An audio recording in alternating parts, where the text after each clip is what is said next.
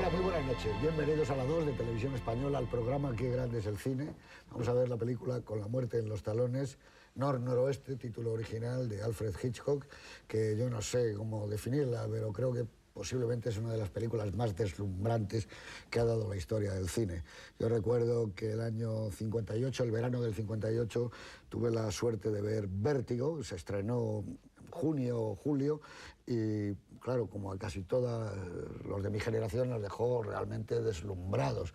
Pero esas navidades vi Con la muerte en los talones y claro, aquello era ya el no va más. Había estado además en el Festival de San Sebastián, habíamos visto a Hitchcock en las imágenes del Nodo, en entrevistas, y ya no solo era el maestro del suspense, como se decía, sino que para los que estábamos un poco iniciándonos en el cine nos gustaba mucho. Yo creo que nos gustaba mucho más que Bergman, pero claro, era muy difícil arriesgarse a decir que era uno de los grandes genios del cine. En cualquier caso, esta es una película prodigiosa. Yo creo que Hitchcock está quizá en el momento más alto de su carrera. Acaba de hacer, como decía, Vértigo, va a hacer Psicosis.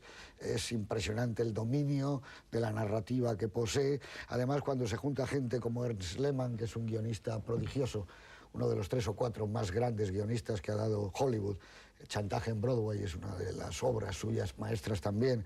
Cuando se unen Bernard Herrmann, Cary Grant, que yo creo que Cary Grant es el cine, Saul Bass en unos títulos de crédito inolvidables, un malo con la fuerza y el prestigio de James Mason. Por cierto, los dos son ingleses, los tres, James Mason, Cary Grant y Alfred Hitchcock. Una señorita rubia que nunca ha sido más seductora y ha estado mejor, que es Eva Maria Saint. A mí me gusta mucho más, incluso que en la película de Elia Kazan, de La ley del silencio.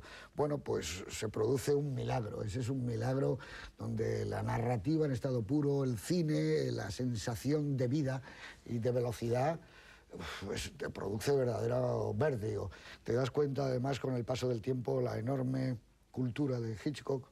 Ahora todo el mundo se le llena la boca hablando de Frank Lloyd Wright, pero él decidió que una casa, que está, ya la verán ustedes, hacia el final de la película, podría hacerse algo parecido a las casas de Frank Lloyd Wright, la Casa del Agua, etcétera, y trata de reconstruirla primero en maquetas y luego en estudio para buscar ese equilibrio en la parte final de la película, con ese toque de modernidad que le va a llevar al Monte Rushmore, donde desde la nariz de Abraham Lincoln se desarrolla una secuencia impresionante. Bueno, no sé qué decirle, yo creo que esto es... Hitchcock tiene muchas obras maestras, desde luego, muchísimas, pero entre esas grandísimas obras maestras que pueden ser Encadenados, La ventana indiscreta, Vértigo, Psicosis, desde luego está Con la muerte en los talones, para mí, desde luego, una de las imprescindibles. Señor Prada, muy buenas noches. Hola, buenas noches. Tú no pudiste verla, naturalmente, por juventud, cuando se estrenó esa película y quedarte embobado, pero es como lo mismo que sentiste cuando Desafío Total, supongo, ¿no? Te gustaría mucho cuando viste esa película, ¿no? Que era, bueno, que a no figura entre mucho. mis favoritas. Sí, pero alguna de ese tipo que te deja impresionado, Sí, no, eso es lo que película, sentimos. luego, además, hombre, yo creo que hay que decir especialmente lo de Cary Grant. Lo de Cary Grant en esta película, os comentaba antes, dan ganas de hacerse gay, ¿no? Porque verdaderamente es de una belleza, de una postura, que parece que el traje lo lleva pegado al cuerpo. Qué ironía, qué gracia, qué atractivo, es impresionante. Es un actor que creo que nunca estuvo como en esta película. Tiene 54 años, 10 meses menos que la actriz que hace de madre suya. Claro, es una cosa muy graciosa. Bueno, la película es una exaltación del MacGuffin, ¿no? Es una película en la que la presunta trama no es nada, es un vacío, ese Kaplan fantasmagórico, digamos, que es como la cristalización de esa historia que no existe, y en torno a esa historia que no existe, Hitchcock logra meternos en la película más inverosímil del mundo, en la película más teatral del mundo, en la película más absurda del mundo, pero todo ello con una convicción tal que nos hace creer que estamos viendo la realidad. Verdaderamente es un ejercicio de estilo, pero sin empalago, hecho con naturalidad, que creo que pocas veces se ha repetido en la historia del cine. Una película en la que están todos los temas, además queridos de Hitchcock, desde ese inocente que se ve involucrado en una historia de culpabilidades que no acaba de entender, desde el tren como escenario de la intriga, desde el final en un lugar aparatoso y monumental. Ya había rodado una película, creo que era Sabotaje, en la Estatua de la Libertad, y aquí termina en el Monte Rushmore. Bueno, verdaderamente tendremos ocasión de comentarla a largo y tendido, pero creo que esta es una película prodigiosa, donde se filman además secuencias como nunca se habían filmado. La célebre escena del avión que está fumigando, bueno, rompe con todos los clichés cinematográficos. Es una película que te instala en la perpetua sorpresa y que además está sostenida pues, sobre las grandes obsesiones de Hitchcock, el deseo, la culpabilidad, etcétera, etcétera, que podremos ir desgranando más tarde. Las rubias. Las rubias, sin duda. Me ha dejado desconcertado que no te guste el Total Recall, el desafío total. A ti que te gusta tanto la ciencia ficción. A mí ya sabes que el que me gusta es Night Shyamalan, que a ti no te gusta nada. No, y que hace cameos como Hitchcock. Yo pensaba que tú eras más de esa y de Terminator 2, que están muy bien esas películas. No tanto, no tanto. Bueno. Clara, hola, muy buenas noches. Clara Sánchez nos va a decir algo de la película de Hitchcock, que creo que también participa de nuestra... Entusiasmo. ¿Cómo no? ¿no? Si es yo creo el director del siglo XXI, ¿no? Lo moderno que es. Él contaba, yo creo que siempre que tenía ocasión contaba esa anécdota de su infancia en que su padre, con una nota para castigarle, le mandó a la comisaría pidiendo que por favor le encerrasen durante 5 minutos en una celda.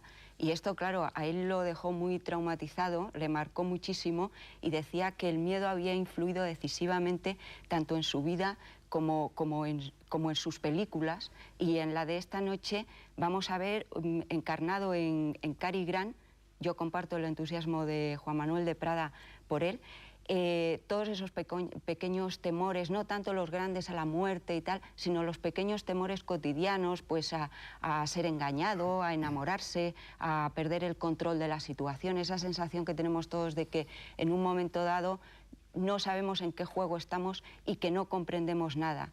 Y además la genialidad de Hitchcock está en sacar el miedo de los callejones oscuros, de las casas tétricas y exponerlo a la luz del sol donde parece que no pasa nada, que no puede pasar nada malo, y eso crea una inquietud impresionante. Y además le da otra vuelta de tuerca más, y es que nos hace reírnos con todos esos temores que nos obsesionan y que pertenecen al día a día. Y esa fórmula de tensión, de inquietud más humor, es una bomba, como verán los espectadores, formidable.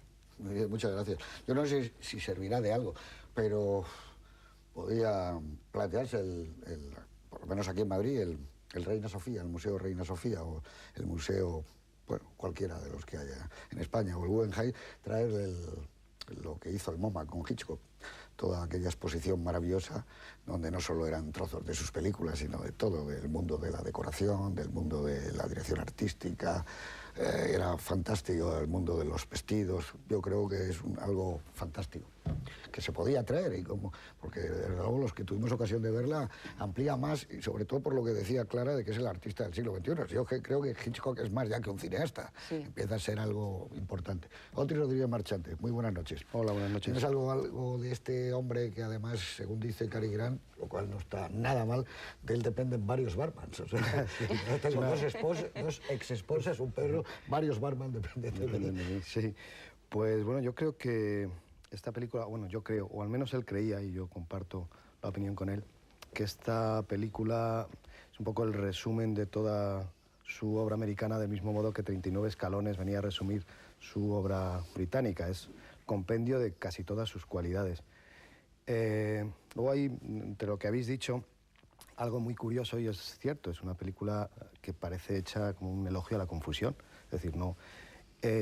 y sorprendentemente, en esta historia tan confusa, que nada tiene sentido, uno está entendiéndolo absolutamente todo, con una capacidad de absorción, o sea, que no hay nada extraño en lo que te están contando, cuando realmente, si lo analizas, es todo increíble. Y luego yo creo que en esta película se siente uno especialmente a gusto, porque siendo de aventura, siendo una comedia romántica, teniendo mucha gracia, está uno tranquilamente ante ella, todo el rato sorprendido y con la idea de que no se va a acabar nunca. Es una especie como de película eterna, es como el punto máximo a lo que puede llegar una película con respecto a un espectador. Y luego, no sé, creo que comparto yo, evidentemente, el entusiasmo por Cary Grant y por James Mason, que creo que hace un personaje muy complicado, muy difícil, porque es una película que no hay nada de agresividad, ¿no? Que se vea, quiero decir, no es una película donde la violencia tenga presencia y en cambio está todo el tiempo amenazando, sin verse absolutamente nada. Creo que en parte es gracias a esa capacidad de James Mason y bueno, cualquier cosa que digamos de Cary Grant será poco. Sí, bueno, yo decía antes que es el cine. La cara de Cary Grant es el cine, la manera de moverse y de Aquí andar es una barbaridad, y de tomar una copa, de tomarse un martini. En otro aspecto era Bogart. 54 años tiene. Bogart también tenía su cara, también era un poco el cine.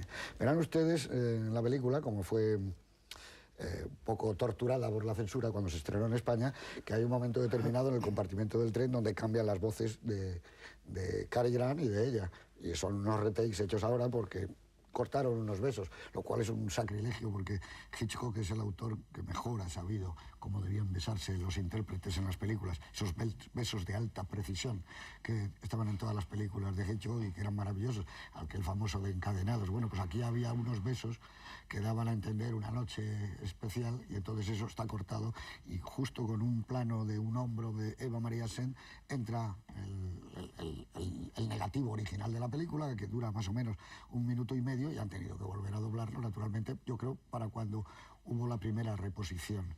Y nada más, decir que Hitchcock, y en esta película yo creo que se ve muy claro, probablemente más claro que en ninguna otra, en el momento en que estaba por nacer o naciendo la Nouvelle Vague, él era ya la Nouvelle Vague, la primera y la auténtica Nouvelle Vague, porque se habla mucho de Nueva York, desayuno con diamantes, de la gente en la calle, pero aquí verán ustedes que si le hubieran dado un poco más de tiempo, nadie, ni Scorsese, ni siquiera Woody Allen hubiera podido acercarse a lo que es el sentimiento de vida que transmiten las imágenes de Hitchcock cuando Cary Grant, yo supongo que con un lío tremendo de rodaje, porque claro, los que van detrás son figurantes, pasea con su secretaria por Madison Avenue, camino del Hotel Plaza. ¿Cómo está filmado el Hotel Plaza?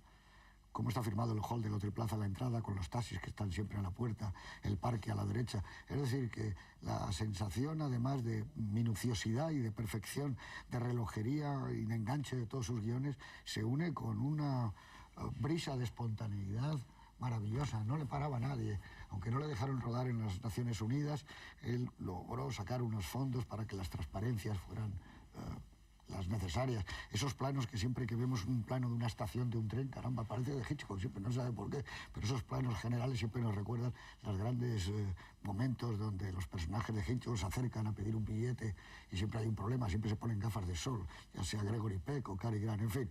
Yo creo que es una fiesta del cine, con todos ustedes, con La muerte en los talones de Sir Alfred Hitchcock. De un largo viaje prácticamente por todos los Estados Unidos, porque aunque hay mucho decorado, también se ha movido el señor Hitchcock. Año 1959, año además, como decíamos al principio, que Alfred Hitchcock estuvo en San Sebastián, estuvo en España y ya era verdaderamente una estrella, era el director más famoso que había en el mundo, junto con Cecil B. DeMille, que por cierto me parece que fallece ese año. ¿Qué más ocurría? Pues la rotura de una presa arrasa la población zamorana de Riva del Lago y fallecen 144 personas cerca de donde tú has vivido, en tu tierra. Eso es, fallece Cecil B. DeMille, para algunos Cecil B. DeMillions, decían, se quedaba un poco.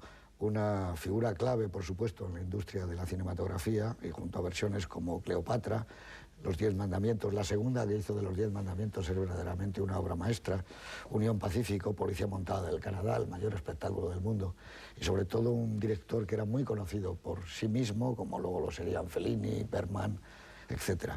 Se estrena la película de Luis César Amador, ¿Y dónde vas, Alfonso XII?, con Paquita Rico y Vicente Parra. Es uno de los éxitos más grandes de la historia del cine español, con unas colas en los cines de toda España tremendo. En La Joya, California, muere Raymond Chandler.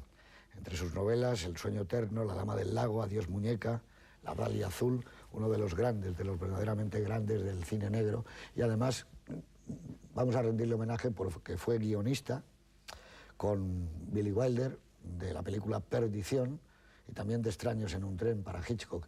Un guionista maravilloso. Perdición, posiblemente, esta es una debilidad mía, que no sé si compartéis, es uno de los 3 o 4 mejores guiones que se han escrito en el cine. Günter Grass publica su novela El tambor de hojalata, que en 1979 llevará al cine Schollendorf. El Barcelona, entrenado entonces por Elenio Herrera, tú que eres del Barça, gana la Liga y la Copa de España de fútbol, y el Madrid gana también su 4ª Copa de Europa. Estaba, como ves, todavía había ahí un problema de uno y otro ganaban cosas. El Festival de Cannes premia Nazarín, de Luis Buñuel, sobre la novela de Galdós, con una serie de problemas también añadidos para la censura española. Federico Martín Bahamontes gana el Tour de Francia y además la montaña del Tour. Muere a los 45 años la gran cantante de jazz Billie Holiday, que fue solista de la orquesta de Count Basie y que para mí también es una de mis intocables, de mis grandes. Ben-Hur acapara los grandes premios de la Academia. Tanto es así que hasta Titanic hace realmente nada, en el año 97 o 98, tenía el récord con 11 Oscars, ni más ni menos. El Santo Oficio suspende la experiencia de los sacerdotes obreros. El asturiano Severo Ochoa, ya desaparecido por desgracia, recibe en Estocolmo el Premio Nobel de Medicina. El de Literatura se le otorga al italiano Salvatore Quasimodo. Y así os parece, entramos directamente Con la muerte y los talones, en Cary Grant, mientras estábamos viendo la película, y decíais todas esas cosas maravillosas de Cary Grant. Y no hay trajes así tampoco, como los de Cary Grant. Lo que no hay el sastre era muy bueno. El sastre era impresionante, ese sastre. Lo que no hay es trajes sin perchas. Pero la percha... Sí. Oye, ¿cómo se viste de bien? ¿Con qué naturalidad? ¿Cómo se pone el cinturón? Sí. Delante de la cámara, que es muy difícil, ¿eh? Cómo se va vistiendo y los zapatos. Con una soltura. Sí, y cómo aparece con el torso descubierto, también sin excesos gimnásticos, ¿no? Un cuerpo muy natural, pero muy bien conservado, ¿eh? Con 54 años. Con una naturalidad ¿Y cómo hace el ganso? ¿Cómo se sube en la mesa cuando el doctor le está preguntando, a ver, comprobando hasta qué grado está borracho? Se sube a la mesa, nos enseña la suela de los zapatos. Me encanta en ese momento qué bien lo dice, ¿no? Al mismo tiempo que lo está haciendo, que está haciendo la acción. Dice, ahora le vamos a sacar sangre. Es desagradable. Al mismo tiempo que se tumba en la mesa. Es que es un cómico. Pasa es genial. Que, claro, Cary Grant en este tipo de películas, por momentos, tiene que olvidarse de que él es el mejor comediante que ha habido en la historia, el mejor actor de comedia que ha habido. Y también ponerse un poco en ese otro papel para que la intriga no sé. Y hay momentos que yo creo, por ponerle una pega a Cary Grant, Dios nos perdone, como por ejemplo cuando él va conduciendo en el coche, esos primeros planos... Cuando hace el borracho. Sí, están como más en comedia que en intriga y quizá eso no le beneficie demasiado a la... Yo creo que está un poco sobreactuado, porque yo creo que rodar aquellas escenas en la época era difícil, ¿no?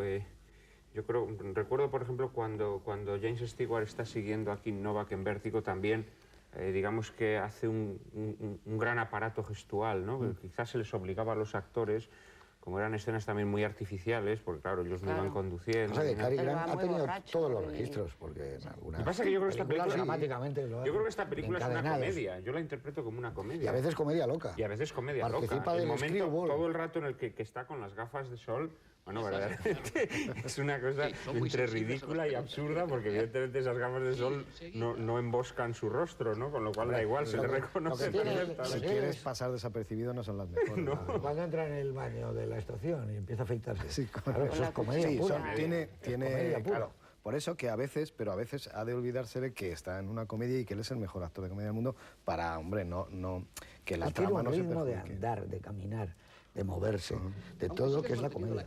Bueno, yo creo que no se hace un año y medio, eligieron. Fue en España, ¿no? El Mundo, el periódico El Mundo. ¿Quién eran los mejores actores de la historia del cine? Y salió Cary Grant, el número 1, y Katharine Hepburn, me parece, como mujer. O sea, tiene un encanto especial porque es su manera de andar, que también es una manera sin ostentación, pero no sé, me parece como que ha nacido andando ya, ¿no? Y cómo besa. Y luego hay una cosa que, por ejemplo, pasan los años y fíjate si hay modas distintas, incluso en trajes. Sí. Él siempre es elegante. Él siempre. Sí. Los trajes que lleva, en charada, aquí, es igual. Aunque vaya cubierto de polvo, de lo que sea, es impecable. Hasta de mozo de estación. Hasta de mozo de estación. Y además se sabe mostrar vulnerable, porque hay un momento, a mí me encanta en la película, cuando nosotros sabemos que ella le está traicionando y le entrega la nota, el mozo, a James Mason. A partir de ahí, la vulnerabilidad de ese hombre produce una ternura increíble, porque no sabe nada de lo que le está ocurriendo y asume muy bien esa interpretación, ¿verdad? Sí. Muy... Fíjate que, hablando de Hitchcock, de una película de Hitchcock en la cual hay una rubia de Hitchcock, nos hemos dedicado a hablar del galán, del actor, que no es normal. En el caso de Cary Grant sí es normal, pero que es casi imposible arrebatarle en una película de Hitchcock protagonismo a la rubia. Rara vez se hace. En cambio, Cary Grant... Es que en esta película yo creo que está sembrado. Yo creo que es una de las grandes interpretaciones de él. Me gusta mucho la primera parte de la película en la que él se muestra como un hombre sobreprotegido por su madre, porque claro, ya es una persona muy adulta y esa relación que él une con su madre es muy divertida. Es muy divertida. Y de hecho eso también le da ese aire de vulnerabilidad. Luego ya cuando se mete en la historia adulta, digamos, cuando ya él se queda sin su madre... Sí, porque la madre desaparece en cuanto aparece la rubia. Sí, ya efectivamente, casi aunque luego sabemos desde el principio que él es un hombre ya divorciado varias veces y demás, tiene una relación con su madre. Sí, pero además el arranque es por eso, porque él está preocupado porque va a llamar su madre y no va a estar en el sitio. Toda su preocupación. Bueno, que eso es un poquito forzado en el guión, ¿no os parece? O sea, ahí es una cosa... Que de no haberse dado esa circunstancia no hay película.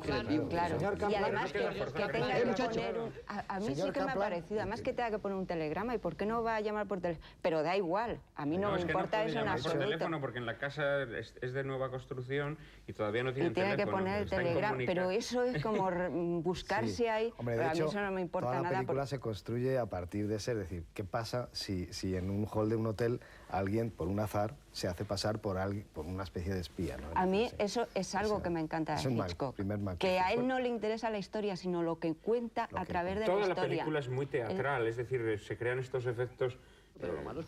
Cuando se entrevista por primera vez con James Mason, todas sus sesiones que se tiene que ir al teatro. Le dice James Mason, no se preocupe, usted con su representación nos está ofreciendo una gran obra de teatro. Cuando al delegado de la ONU lo matan con un puñal que queda muy de teatro. Es decir, toda la película es muy teatral, tiene ese artificio. Sí, hombre, los disparos de fogueo. Los disparos de fogueo. Cuando finalmente una pistola dispara balas de verdad, James Mason dice, qué poco deportivo, ¿no? Una pistola que dispara balas de verdad, esto no puede ser. O sea, que la película tiene ese toque que te instala en la teatralidad, del mismo modo que te instala en la inverosimilitud, porque todo en la película, si te pones a pensarlo, es un disparate. Sin embargo, la estás viendo y lo ves como algo natural, que yo creo que es el milagro de esta película. Siendo una película tan artificiosa, la ves y no tienes sensación de artificio en ningún momento. Porque, claro, él decía, a un pintor, ¿qué le importa que las manzanas que está pintando sean agrias o que sean dulces? Lo que importa es la manera en que lo está pintando. Y eso es lo que le instala, como decíamos al principio, en el siglo XXI como artista. Eso es algo que todavía no se ha entendido apenas. Que el contenido, los temas, todo eso es lo de menos. Él de hecho decía que las películas las veía. Es decir, que las películas, y en concreto esta, decía que él la tenía toda en la cabeza. Lo que pasa es que había que poblarla, pues eso, de unas vicisitudes, de una peripecia, que en el fondo le importaba poco, pero que él tenía muy claro... todo lo que es el truco habitual del cine de Hitchcock está basado en eso, es decir, la película no se sostiene si piensas que cuando entra en el tren Cary Grant y se cruza con Eve Marisen, es un azar, es evidente que es un azar, que ella no puede venir por allí, pero evidentemente luego la película te desmiente, ella en ese mismo momento la puerta sabe que se va a encontrar con él. O sea, convierte el azar en inverosímil y es una mezcla de cosas. Tú como espectador estás indefenso porque, claro, él tiene no solo la sartén por el mango, sino todo. Aquí él iba a haber incluido una escena, aprovechando que iban a Detroit, que luego la cadena de montaje. Es la cadena de montaje, donde al mismo tiempo que se fabricaba un coche desde un tornillo, cuando terminaban en un plano final, llegaba el coche, se abría la puertezuela y caía un cadáver. Claro, es perfecto, o sea, es una verdadera maravilla, pero no le entró aquí en la historia. Es que eso es lo que él decía, que una escena puede ser gratuita, pues como la del desierto, la avioneta y todo eso, que es bastante gratuita, pero que no se puede meter de forma gratuita. Lo que pasa es que tenía tal capacidad de envolver formalmente al espectador, ¿no? con su brillantez, con sus recursos formales insospechados, que él sabía perfectamente que al espectador todo esto le pasaba desapercibido. Hay una frase que da el guionista Lehmann, que cuando estaban comiendo un día del rodaje le dijo Hitchcock, dice, Ernie, ¿te das cuenta de lo que estamos haciendo en esta película? El público es como un órgano gigantesco que tú y yo estamos tocando. En un momento determinado tocamos esta nota y obtenemos esta reacción. Luego interpretamos este acorde y ellos reaccionan de esta forma.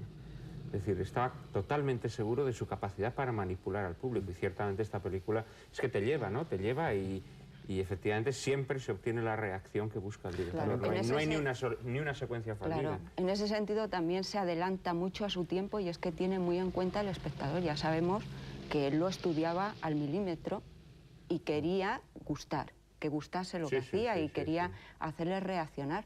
Lo que pasa es que siempre puedes ver entre líneas, porque en esta película aparecen los malos, y los malos son muy malos, pero en realidad, ¿cuáles son los malos de verdad? A mí me parece que el ciudadano medio sale aquí, pero muy mal parado. El tipo ese de la estación que le va a vender el billete, el empleado de la estación, con qué malicia, con qué esto se vuelve para llamar por teléfono, para delatarle, vaya bicho. O cuando está haciendo autostop en esa, bueno, cuando quiere parar un coche, ¿no?, en el desierto, se encuentra en esa situación tan tremenda, no le para nadie. O sea, en realidad está poniendo al ciudadano medio y tal. Sí. No, bueno, no solo al ciudadano medio, sino también al establishment, ¿no? Porque esos agentes de inteligencia que no tienen piedad de ese pobre diablo al que de repente se le ha involucrado en este asunto, esa reunión, ¿no? Además, lo que tiene es que domina... a la ONU. Claro. Él lo que domina además es el ritmo perfectamente, el fluido de la película. Cuando quiere la para. Porque, por ejemplo, para hacer la historia de amor, él para la película en el tren y es una historia de amor como podría ser de una comedia romántica. Y empieza con el coche-restaurante, con esos planos que yo creo que nunca los olvidas, esa cámara que está fuera del tren, que se va viendo prácticamente todo desde que te da la sensación de que sacas la cabeza para mirar. O a mirar o a respirar un poco y luego ya vuelves otra vez. Pero son planos inolvidables esos planos. Nunca los... Siempre... acuerdas, dices, con la muerte de los talones, ¿te acuerdas de lo del tren como pensaba siempre? Que yo creo que él tenía una frase que era muy divertida, que decía que si estaba en un tren no podía coger el tren de fuera con la cámara allí puesta en un prado como si fuera una vaca mirando pasar el tren. Es decir, que tenía que tener dentro a... Punto de vista. Claro. Claro, punto de vista de quién, dice, de alguien que se asoma al tren. Luego, para la película también en la famosa escena que ha sido analizada hasta la... saturación, que es la de la avioneta de fumigar, cuando dicen, pues qué raro, porque aquí no hay nada que fumigar. Pero eso está hecho con mucha calma, con mucha tranquilidad, la planificación nunca es precipitada. O sea, que luego de repente mete mucha velocidad. Es totalmente surrealista que le ataquen desde una avioneta, si os paráis a pensarlo. Claro, es una locura. Es que es inverosímil completamente. Eso es grotesco. Además, ahí lo podrían matar, no se enteraría nadie en ese descampado y de repente aparece una avioneta, ¿no? Claro, Truffaut decía que era una escena salida de la mente de un director más que de un guionista, porque ni hace avanzar la historia, ni la hace no es funcional. Claro. Y sin embargo, claro, es de una belleza Es el reino del apabullante. absurdo, porque no me digáis cuando vuelve él después del juicio para demostrarle a la policía que efectivamente esa casa está habitada por estos facinerosos, cuando aparece la señora y se hace pasar por amiga suya, todo eso es... Sí. Sí, pero además es una película del año El teatro del absurdo. 59. El primer James Bond es el 61. Esto es James Bond, ¿eh? O sea, todo el ritmo de las películas de James Bond, lo que luego van a hacer... Bueno, de hecho... Un Gibson y está el microfilm, ese famoso de todas las películas, y el ritmo de las películas de agentes secretos, todo eso nace aquí, en Hitchcock. Pero el Gibson es un dry martini, pero de vodka, hecho con vodka y con una cebollita, ¿verdad? Claro, es un precedente completo. Bueno, a una persona que está tan perseguida y asediada como el personaje de Cary Grant en esta película, no se le ocurre pedir un Gibson en el tren. Solamente eso ya es... No, porque él ya está relajado, está sentado. Tiene sus costumbres. Pida la trucha. Hay una escena maravillosa también, yo no sé qué es precedente de todo, que es la de la subasta. Bueno, la subasta genial. Impresionante. ¿Y cómo? $2. Que incluso le felicita a James Mason. El jefe de espionaje le felicita por cómo ha podido salir de esa. Que también, sí, yo también podría ser un precedente a James Bond, de cómo desenvolverte en una situación. Claro, no, pero y viajar, y los trenes y todo, y el microfilm, y los aviones, está todo lo que luego van a ser las películas desde el Doctor No hasta adelante, con un actor que a él le gusta mucho, que luego le llama, que es Sean Connery, que es el actor que también a él le encanta. Pero todo es fantástico cómo lo analiza él ya en el guión, que de repente para la película y dice, como habrá mucha gente que todavía no lo sabe. Llega Leo G. Carroll y dice, no, le voy a contar, y cuando va al camino del avión le cuenta la película. En un minuto, lo que ha pasado es esto. Nosotros sabíamos que Kaplan Porque es bastante lío todo. De hecho, contaba él, ¿no? Se lo contaba a Truffaut en la entrevista esta del libro, que se dio cuenta de que iba por el buen camino cuando Cary Grant le fue a protestar diciendo que no estaba entendiendo nada de lo que estaban rodando o algo así. Pero claro, o sea, que es exacto lo que... Dice, además lo decía con palabras del propio guión. O sea, se sentía como el personaje. No entiendo nada.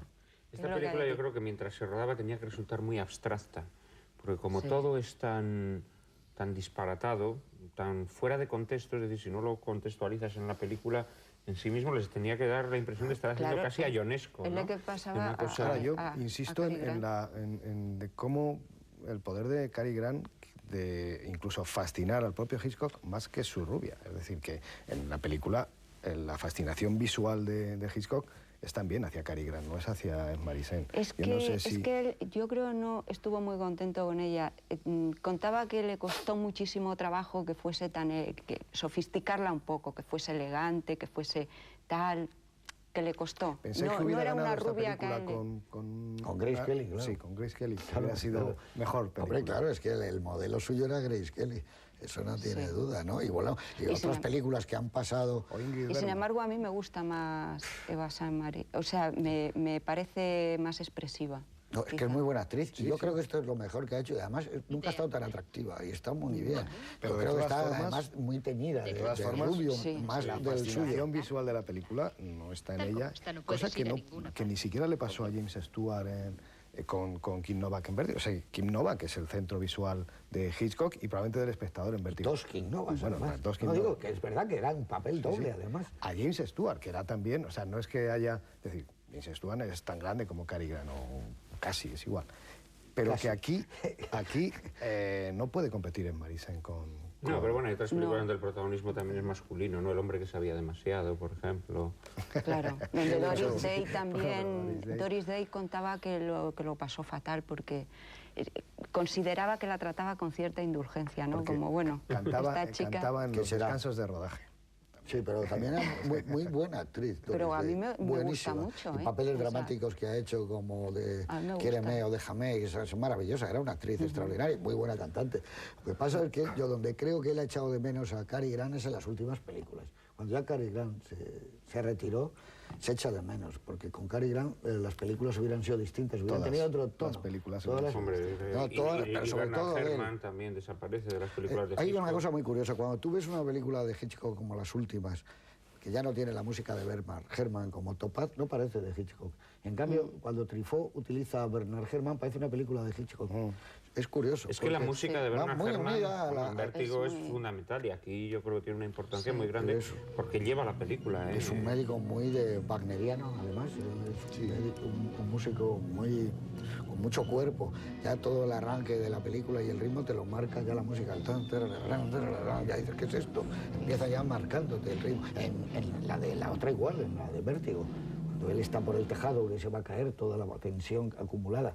Claro, cuando se unen, como yo decía, Ernest Lehman, Cary Grant, Bernard Herrmann, Saul Bass, vaya título de crédito. Tiene gracia también que utilizar esa especie de objeto arquitectónico de Frank Lloyd del Wright para, no sé, terminar una película tan... moderna. Sí, porque ahora debe ser el paradigma de lo moderno, pero probablemente entonces es verdad, no...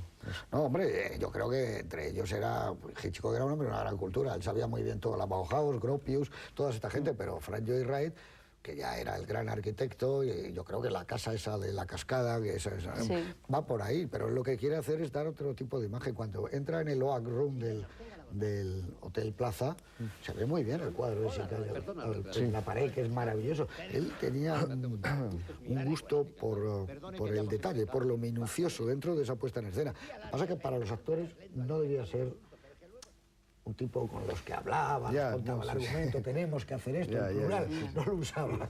Te pones ahí en plano medio, que lo pasaba con Paul Newman y con todos estos cuando luego volvió a trabajar. Sí, Ingrid Bergman decía que ella sentía que los actores para él eran como intrusos en sus fantasías. Claro. Bueno, hombre, tengo que contar con los actores. Él a veces los trata como a marionetas. En esa escena prodigiosa de artificio, que es la escena censurada, si nos fijamos en los movimientos de los brazos de Cary Grant, vemos que son totalmente artificiales. La manera que tiene de envolver a Hombre, y a Eva Marie el- Saint es totalmente artificial. Cuando luego se vuelven a encontrar en la habitación del hotel y él ya sabe que ella le ha traicionado, cómo le pone los brazos por la espalda es de una manera que estás viendo que Sí. Hitchcock le dice, pone los brazos exactamente así, es decir, a veces los trata como autómatas, ¿no? Que tienen que Sí, eso cumplir se nota. rigurosamente. Pero Y sin eso- embargo, eso que queda muy artificial le da ese tono a la película también de un deseo extraño, ¿no? Porque las películas de Hitchcock yo creo que todas se caracterizan siendo muy luminosas, porque es un cine muy luminoso,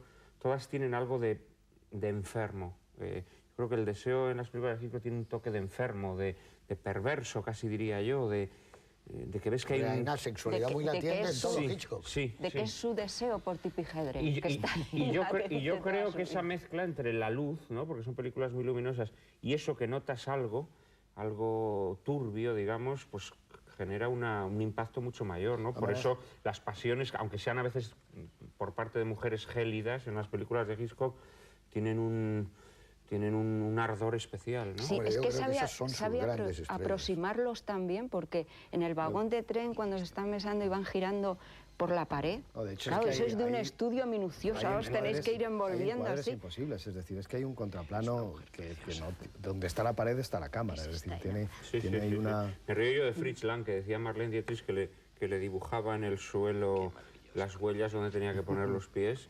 Yo creo que Hitchcock era en ese sentido muchísimo más minucioso Pero eso todavía. debió ser tremendo, el beso de Encadenados. Claro, donde él decía, pero no os preocupéis porque solo va la cámara cogiendo de aquí. Que me pilla la cara. Es que tenían que hacer unos ejercicios Claro. claro, y pararse y un poco coger el parecido teléfono. al Sí. abrazo de, Aquí del lo- aquí las compartimento de hacen, tren, ¿no? De todas maneras se echa de menos en la segunda parte ya de Hitchcock, ya en los 60, que aunque le gustaba mucho Tippi Hedren, yo creo que como Ingrid Bergman y como Grace Kelly no he encontrado, porque Ingrid Bergman en Encadenados, en Atormentada, era perfecta, y Grace Kelly, la pareja con James Stewart en La Ventana. Es que no Vale, puede no estar- olvidemos aquí, El no, beso de que la no ventana, olvidemos ese aquí, beso no. que ella gira la cabeza hacia abajo un poco Sí, sí, y sí. sale de negro, que es un beso a sombra. Ella, la elegancia que tenía, los vestidos que sacaba Grace Kelly, eso le fascinaba. Y en medio de esa especie de frialdad, lo que tú dices, latiendo la sexualidad de una manera Sí, sí, sí, sí. muy, Sí, eso es muy fuerte. prodigioso. Y Oye, es- debemos mencionar, para el espectador seguro que le resultará curioso, las dificultades que se tropezó Hitchcock en este rodaje. No pudo rodar en la ONU, estaba prohibido, y tuvo que rodar en decorados, eso se nota en cierto modo, y tampoco pudo rodar en el Monte Rushmore, porque iba a rodar, pero un periodista de Dakota, de un periódico local, sacó exactamente, Hitchcock le dibujó en una servilleta los itinerarios que iban a seguir, iba a rodar incluso escenas de estudio, pero con los actores trepando por las caras de los presidentes. Incluso tenía pensado un gag de que Cary Grant se situaba debajo de la nariz de Abraham Lincoln y empezaba a estornudar, y todo esto le pareció muy ofensivo al Departamento de Interior americano y se prohibió rodar, se prohibió que los actores treparan por las caras esculpidas en la piedra, ¿no? Naciones Unidas estuvo él tomando... Sí. Un plano solo el de fondo. la entrada de... La entrada, La entrada es... Sí, de- Naciones Cuentan Unidas que- es un plano desde la calle y baja el del... Sí, sí, sí, que baja Sí, eso solo es lo único, eso lo consiguieron rodar con cámara oculta desde un camión. desde un camión, Pero mientras todo lo de las dentro, fotos y esto, ¿no? Luego todo él lo de se dentro es sí. reproducido en estudio milimétricamente. Sí, porque él se paseó con un fotógrafo por el interior de la ONU. Sacaron fotos. De lo que a él le interesaba, él le iba diciendo de aquí, de esto, y luego todo eso se reprodujo minuciosamente. sí. Y se nota que es decorado. Como, y se nota. Sí, sí, en esa O sea, el toma decorado larga le del gran preocupaba castillo. mucho. Además todo está el rodada detalle. en Vistavisión, la película, que la Vistavisión a mí es el sistema que siempre más me ha gustado, es de una nitidez asombrosa, y eso también le da mucha fuerza, Sí. le da como una especie de relieve. Por ejemplo, el cabello rubio de Maria Sen es rubio, pero fantástico, tiene un color, el cromatismo es maravilloso. La cara de él, los peinados de él son especiales en los Tan planos gris, cortos. el peinado de Cary Grant, ¿no? Siempre en Vistavisiones. un gris. Luego tener un malo, como decía Oti, que sea el malo tan bueno como James Mason, también es una garantía, ¿eh? Porque es de una elegancia también impresionante. Todo porque te da un miedo raro, no es el miedo Sí. tópico, sino es otro tipo de miedo, es un... Puede hacer cualquier cosa. inquietud. mandarte un avión a... Y también es muy hábil luego, además, desdoblando al malo con con su alter ego que es Leonard. Martín Landau, sí. Que es una especie de psicópata, ¿no? Tiene esa imagen del psicópata. Y luego esos sicarios que son un poco desternillantes también. La manera de matar al delegado en la ONU a mí me parece verdaderamente como de gran guiñol, ¿no? Como una escena totalmente... De Fumanchu, de cosas así como... Sí. Tiene ese toque, ¿no? Sí, de los tambores de Fumanchu, de ese tipo, claro. Toque. Y lograr con todo eso una película parecido. que el espectador la vea y además se la crea, porque claro, esta es una burla. No te da tiempo a pensar. No te da tiempo. Vamos, Es sale tan ya magistral, disparado. es una pieza de relojería tan... Y acabar con sin esa fisuras. coda, con esa especie de tal, que es pasarte de... Bueno, eso es una maravilla, de la elipsis tan... La elipsis cuando la Eso es tiene genial. sujeta. Que claro, que la pasa de allí del Del Monte precipicio Rushmore a la al cama. otro precipicio. Me hace gracia porque se decía mucho que Hitchcock se llevaba comisiones de todo. Y dicen que elegía el Vistavisión, que la Metro Goldwyn Mayer tenía prácticamente establecido ya como norma el Cinemascope, porque decían que se llevaba comisiones. Y hay un momento en el que evidentemente se lleva comisión, que es cuando Cary Grant está borracho y vemos todo el tiempo el emblema de la Mercedes de una manera insistente y es muy gracioso, ¿no? Sí, pero no lo sé, a lo No, mejor. yo tampoco. Le darían facilidades para rodar, pero la elipsis esa es de las más bonitas que se han visto en el cine. Y Cuando más la está falsas. sujetando, aguanta. Y más falsas, ¿eh? Porque claro, es evidente que... Pero ¿cómo Claro, si terminar... no resuelve la situación ¿Cómo terminas de una qué es lo película que pasó mejor? ahí. Pasas de un vértigo al otro vértigo, vamos. Claro, es la segunda vez que dejas en suspenso una escena que parece que el salvamento es imposible, ¿no? Porque en Vértigo ya lo había hecho con James Stewart, que él siempre bromeaba porque todos los periodistas le preguntaban, pero bueno, ¿y James Stewart cómo se salva? Y dice, es muy fácil, por la escalera de incendios, hombre, que estaba allá al lado. Y aquí pasa lo mismo, ¿cómo se puede salvar en esa Es que situación? del mismo impulso Ese final es maravilloso. terminas en el Además tren, que ni que es- siquiera es un encadenado, es un corte, ¿no? De repente aparece otra secuencia. Pasa por corte directo. Y ya le es dice, una señora mentira del cine, es Thornhill, o sea, la mayor mentira que te puede contar el cine. Señora Thorne, ¿no? Y que se convierte en el, no sé, el más feliz de los desenlaces, porque... además muy divertido, ¿no? Además. Luego con ese tren del que tanto se ha hablado, ¿no? Ah, bueno, Entrando en el Había túnel. una broma pesada. Si ya con ese impulso quien sube a la litera es Grace Kelly, tú imagínate qué final de película, ¿no? O sea, cambia hasta de actriz. Pero en esa zona a mí hay un momento que es el que más me gusta de la película, que es cuando están en ese bosque de estudio. Sí. Los dos coches, Sí. uno a cada lado. Es a partir de ese momento que es él el que echa a caminar hasta un cierto número de pasos. Y luego ella. Bueno, pues ahí hay un momento cuando se dan la vuelta y gira y él le pone la mano sobre el hombro y vienen caminando. Ese es un momento maravilloso, pero maravilloso. Le quisieron Mágico. suprimir esa Sí, sí, esa escena, secuencia, ¿verdad? él tuvo que Es- luchar por... Es maravilloso ese momento. Yo entiendo cómo Truffaut y todos estos se sentían deslumbrados por esa belleza, ¿no? Es que es deslumbrante, es deslumbrante. En Los pájaros, cuando están tomando una copa de champán y de repente los chicos abajo jugando y la cámara alrededor de ellos. Claro, es que es como una invención del cine moderno. Pero de hecho, gracias a Truffaut y a la Nouvelle Vague, Hitchcock reconocido. cobró impulso a partir, sobre todo, del interés que se tomaron. También es cierto que Hitchcock se empezó también a creer que era Hitchcock, ¿no? Que es un Sí, poco- pero él necesitó ese apoyo, de que alguien no, que claro. viniera de Europa le dijera eso. Cuando le comentaron, pero usted es que es francés, le dijeron, usted no entiende cómo estas películas de Hitchcock no tienen ningún fundamento. Y le dijo, sí, sí, pero yo lo que entiendo es de cine. Claro, claro. Es que lo que le pasa a veces a los Maravillosa. críticos es que creen que cuando un cineasta tiene éxito, gana dinero, es reconocido por el gran público, pues necesariamente tiene que ser malo, ¿no? Yo creo que eso era lo que le pasaba un poco a Hitchcock hasta que no llegaron... tanto malo, sino que se ha, digamos, desviado de lo que en principio es su entonces, esencia. Además ¿no? piensa que en esta época No le lo está entendían. trabajando a troche y moche en la televisión, o sea que era un hombre que no era nada exquisito, que se ponía a hacer episodios de televisión porque le daban mucho dinero, le pagaban casi 2/3 partes por un episodio de televisión que por una película, en fin, o sea que él Pero que Pero- gracias pero a todo ¿cómo- ese- en gracias a absoluto. todo ¿Cómo ese estudio de... cómo reflexionaba sobre lo que hacía? Yo no he visto una mente tan lúcida como él. Es impresionante. Pero Cómo eso, explica que probablemente todo. lo sabía todo. solo él, cuando digamos que Truffaut y en general la Nouvelle Chabrol. Vague, Chabrol también, Hicieron el primer libro. Sí, sí, el primer. Cuando eso desvelan un poco lo que es todos ya, digamos que ya dices, hombre, no, claro, es que todo esto está muy pensado, es que no hay casualidad en nada. Pero tú ten en cualquier cuenta que en el año elemento de- 40 Lewis Jacobs saca su libro de la historia del cine americano y no existe Howard Hawks.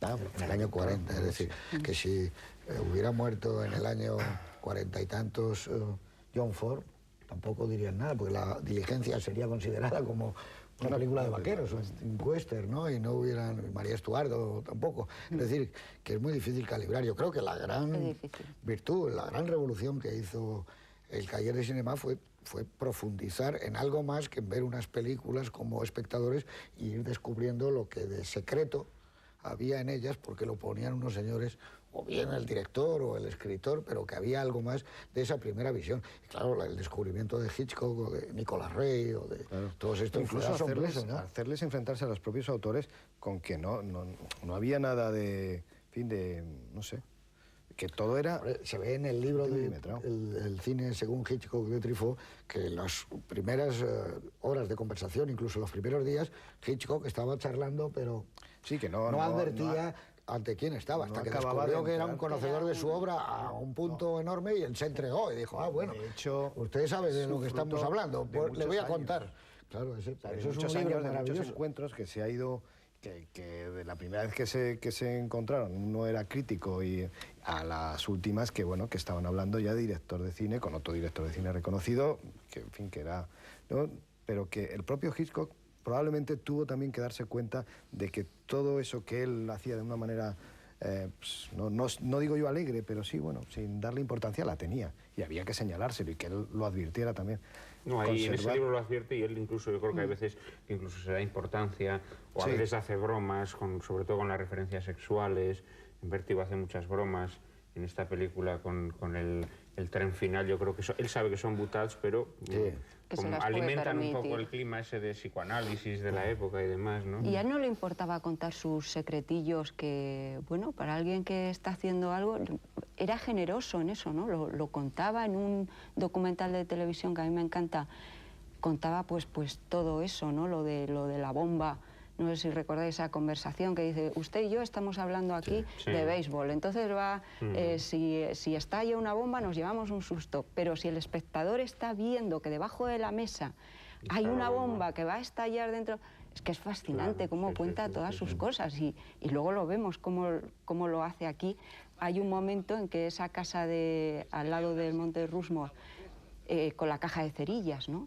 Por ejemplo, nosotros sabemos en el peligro que está ella, pero ella no lo sabe. O sea, la inquietud que crea Del mismo modo que sabemos que ella le está traicionando al principio en el tren, mientras él todavía no lo sabe, él juega con eso. Y luego le gustaba mucho el humor. Siempre sabe más el público que el personaje. Luchaba porque sus escritores metieran humor como fuera, y eso lo buscaba de cualquier manera. ¿Cómo empieza esta película? Hola, fulano, ¿recuerdas a su mujer? Dice, no nos hablamos.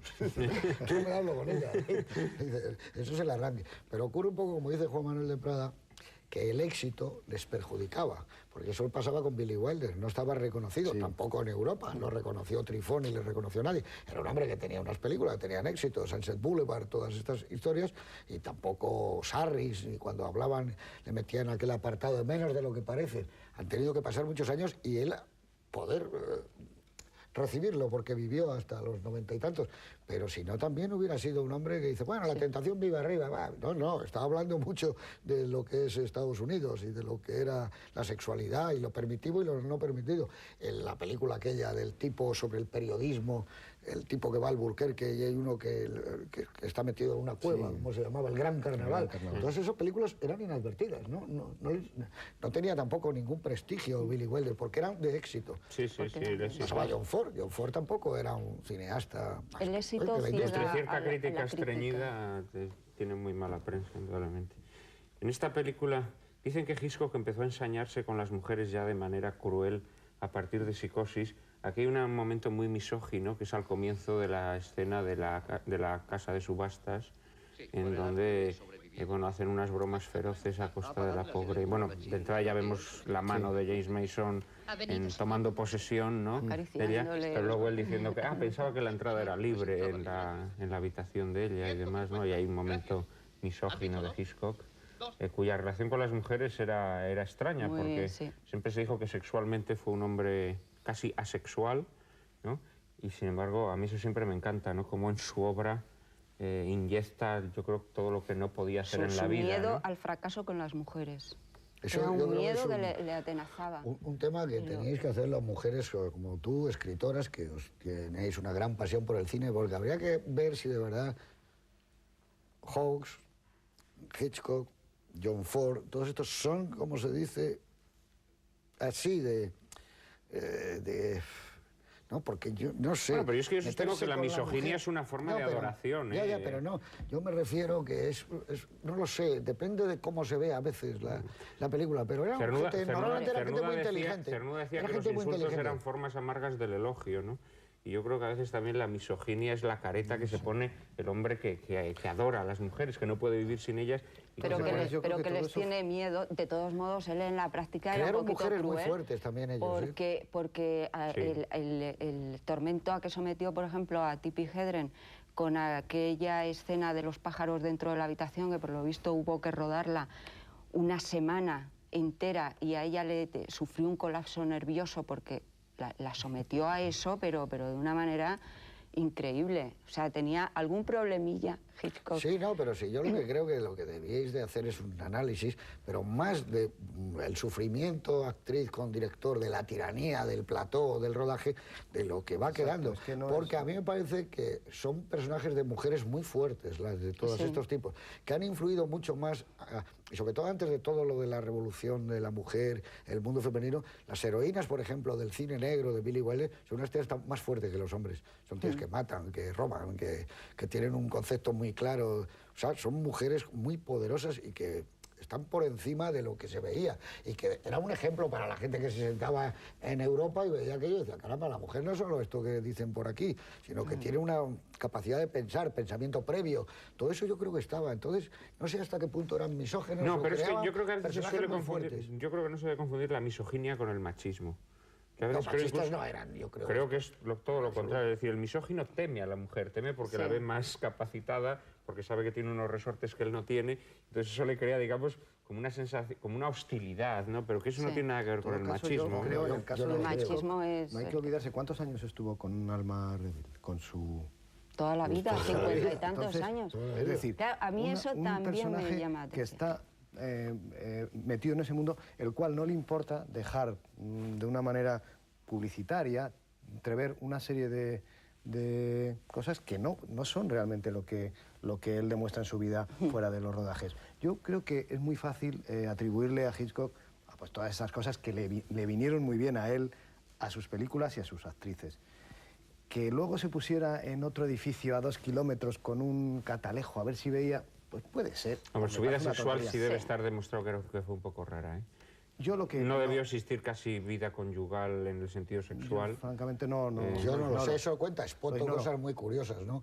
En la biografía esa. Lo que de sí que sé Hitchcock es que hubo desconocido. una especie de bueno, aparente respeto y total, pues no sé. Camaradería Se casó, ¿no? con, Bueno, Se con casó su con mujer. aquella chica que era montadora, que Claro, era sí, muy sí. jovencito y estuvo Pero toda mira, la vida- Mira toda Buñuel la con vida. Jean Rucard, es el mismo caso. Bueno, Buñuel era, ese sí, pero ese ejercía machismo Bueno. brutal. Sí, pero que te quiero decir que también Brutal. estuvo con ella. Ese es de los- Ya, han mirado a pero fulanita. es distinto, porque yo me da la impresión de que la parte esta de Hitchcock, de las rubias de Hitchcock, ha tenido mucho de publicitario. Es decir, Curiosamente estamos hablando de dos Independiente- directores que se parecen muchísimo, además, pero muchísimo. Bueno, dime el plano de esta película con el que te quedas. Muchísimo. Pues me voy a quedar con ese beso artificioso en el compartimento.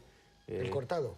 El que corta la censura. Me quedo con ese beso en el que ellos ruedan sobre la pared del compartimento, con esas manos de Cary Grant colocadas de una manera tan rara, pero al mismo tiempo tan sugestiva, y con ese diálogo de fondo que mantienen, ¿no? Mientras se besan, que eso también tiene mucha importancia en los besos de Hitchcock, como hablan de que las literas, de todo eso, ¿no?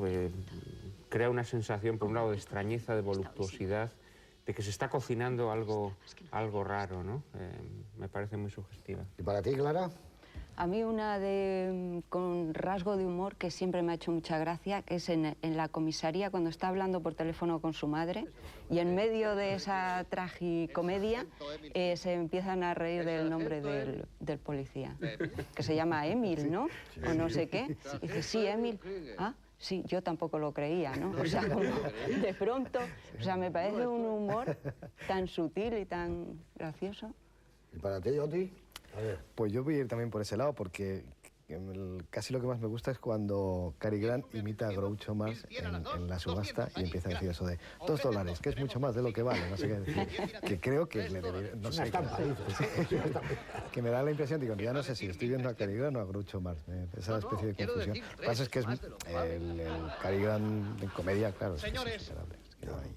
Pues a mí me gusta, quiero volver a ver, que nos ponga a gustos el plano de Madison Avenue, que se está hecho de verdad. Que va hablando con su secretaria y le va diciendo todo, y ella dice, ¿por qué no cogemos un taxi? No, no, si estamos aquí, estamos al lado. Todo ese plano es maravilloso para tenerlo recortado. Es como el de Cantando bajo la lluvia, cuando está el otro chapoteando. Tiene una vida especial, sensación de vida. Y cuando la lleva a ella por el hombro en el bosque también me encanta. Ese es un plano como muy hitchconiano, de decir, de cariño, de perfección. Porque los otros que decís vosotros, hay uno que es brutalmente de comedia, que es cuando llegan y dicen, sí, tenemos aquí, le tenemos al que lo suelten. Dice, ¿cómo que lo suelten? Sí, y el otro no, pero no dice nada. Son órdenes. Dice, pero si es el que estamos buscando, el que mató, no sé qué, que lo sueltes en la esquina, en la 14. Eso es fantástico, ¿eh? Y estos dos no se lo piensan nada. Dicen, bueno, pues vamos a soltarlo. Y él se queja, claro, porque sabe. Él se queja. Fíjate que no hemos dicho lo del avión, que es lo que siempre se ve de esta película, los planos de la avioneta, vamos.